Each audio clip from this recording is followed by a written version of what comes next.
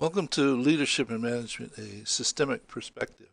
This is actually a sort of a parallel video to the one that I did previously about leadership and management, a structural perspective, where I had thoughts about what happens when you apply leadership and management to a hierarchical organization structure in an endeavor to accomplish things.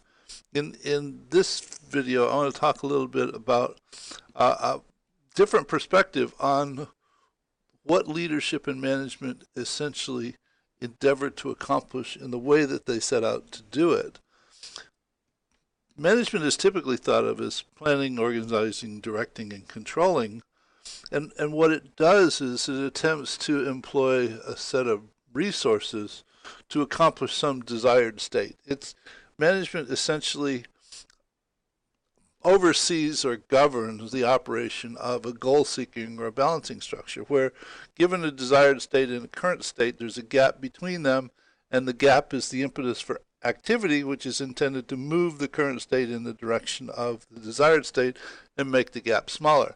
Now, what I talked about previously about what happens when management pushes on a hierarchical organization structure is it fans out and becomes unfocused, so that management's role is to, as I said, planning, organizing, directing, and controlling, an attempt to keep the activity focused in the right way, such as to really move the current state in the direction of the desired state as opposed to going off the rails someplace.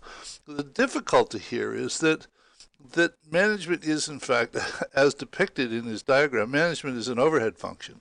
It provides an added cost to the operation that is employed to try and keep things on track. And wouldn't it be nice if that additional extra added cost didn't have to be there?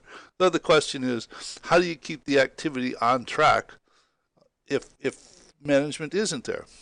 My contention is that leadership, which in terms of Coase and Posner is challenging the process, inspiring shared vision, enabling others to act, modeling the way, and encouraging the heart. Leadership develops or promotes reinforcing structures whereby an activity produces a result which actually influences more of the same activity itself. It's self-reinforcing. It's a growth-oriented structure. It's the result of the activity that promotes more of the same activity. It sort of keeps itself in focus as opposed to requiring management to make it stay in focus. Though when I think about this structure, I think there's actually another piece of it there that's not represented, and that's something called perceived meaningfulness. In other words, it's just the results don't promote the activity. It's the perspective or the perception that result is meaningful, and that perceived meaningfulness is what then promotes that activity to create more of the same result, so that you still end up with a reinforcing structure that doesn't require additional effort to maintain focus, because it's the results that are perceived meaningful that provide the focus.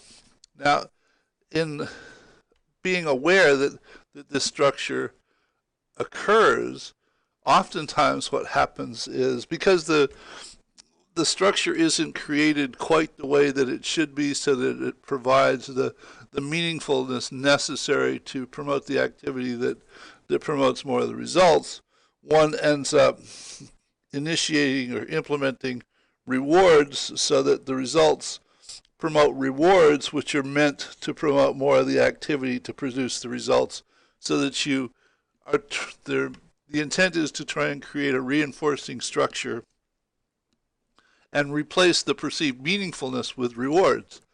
What ends up happening more often than not, though, especially if you read Alfie Cohen's Punished by Rewards, what happens is that there's another set of activity that develops, in that if the rewards are perceived meaningful, then an activity will develop specifically intended to promote gaining the rewards, and that activity actually detracts from the activity that produces the results. So the rewards become self-defeating, or they actually get in the way of producing the results that were intended in the first place, because they just warp the operation of the structure, and there ends up being more focus on activity to gain the rewards than on activity to produce the intended results to begin with.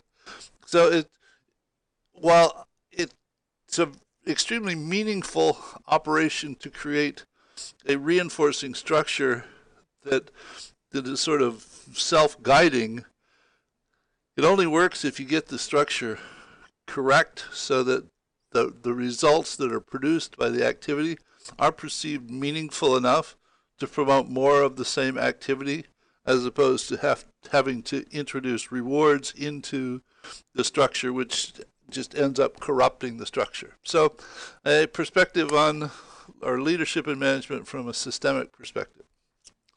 And if you're tired of the whack-a-mole problem-solving operation, which is so prevalent in so many situations, join us at the Systems Thinking Certification Program and gain a different perspective on how to approach solving problems so they stay solved and not create new ones in the process. And I'll see you in the next video. Bye.